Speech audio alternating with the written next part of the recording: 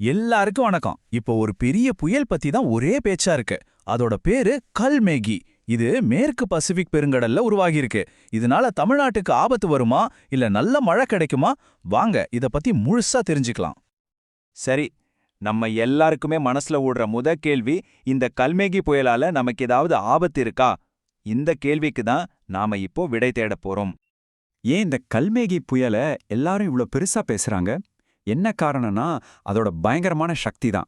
மேற்கு பசிபிக் பெருங்கடல்ல உருவான இந்த புயல் உண்மையிலே எவ்ளோ வலிமையானதுன்னு முதல்ல புரிஞ்சுக்கலாம்.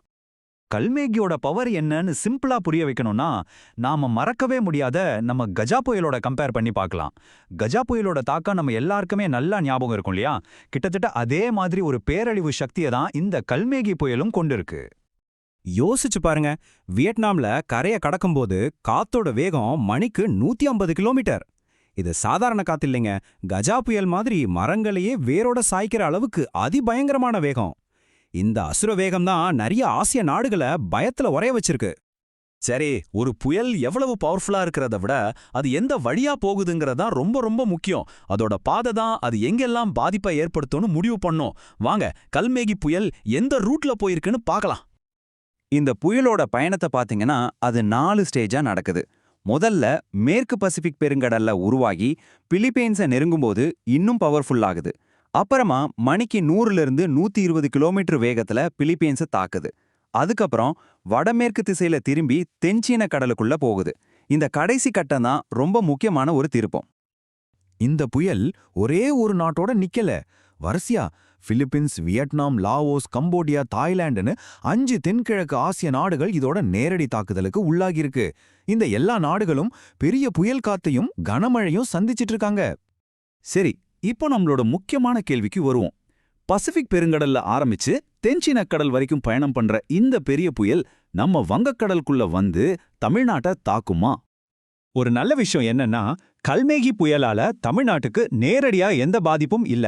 இதுக்கு காரணம் இந்த புயல் தென்சீன கடல்ல இருக்கு. நமக்கும் அதுக்கும் நடுவுல மலேசியா மாதிரி நிலப்பரப்புகள் இருக்கிறதால அந்த புயல் நம்ம வங்கக்கடலுக்குள்ள வர்றதுக்கு வாய்ப்பே இல்ல. சோ நாம நிம்மதியா இருக்கலாம்.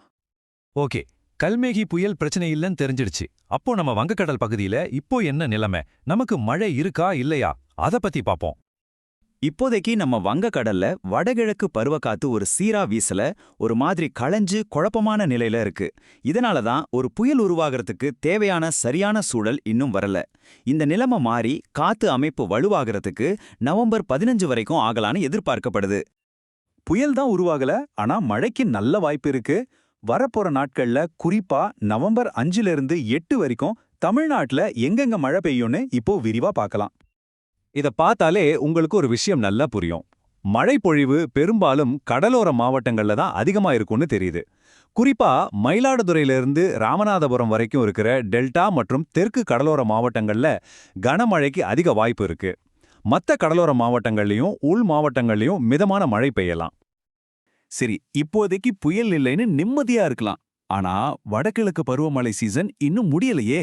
அப்போ எப்பதான் வங்கக்கடல்ல ஒரு புயலை எதிர்பார்க்கலாம்? நீண்டகால கணிப்புகள் என்ன சொல்லுது? இந்த டைம்லைன் நமக்கு ஒரு தெளிவான ஐடியா கொடுக்குது. நவம்பர் 15க்கு அப்புறமா தான் புயல் உருவாகிறதுக்கான சூழல் கொஞ்சம் கொஞ்சமா உருவாக ஆரம்பிக்கும். இதனால நவம்பர் கடைசி வாரம் இல்லனா டிசம்பர் முதல் வாரத்துல நாம ஒரு புயலை சந்திக்க வாய்ப்பு இருக்கு. அதனால அந்த சமயத்துல நாம ரொம்ப எச்சரிக்கையா இருக்கணும். வானிலை ஆய்வாளர்கள் சொல்ற மாதிரி இப்போதைக்கு உடனடியா புயல் ஆபத்து இல்ல, ஆனா அதுக்கான வாய்ப்புகள் மெதுவா உருவாகிட்டு வருது. அதனால அதிகாரப்பூர்வ வானிலை அறிவிப்புகளை நம்ம தொடர்ந்து கவனிக்கிறது ரொம்ப ரொம்ப முக்கியம். மொத்தத்துல பார்த்தா கல்மேகி புயலால நமக்கு ஆபத்தில்ல, ஆனா மழையுண்டு. நவம்பர் கடைசியில நம்ம வங்கக்கடல்ல ஒரு புயலுக்கான களம் தயாராகிட்டு இருக்கு. சோ பசிபிக் கொந்தளிக்குது, நம்ம வங்கக்கடல் மெதுவா முழிச்சுக்குது.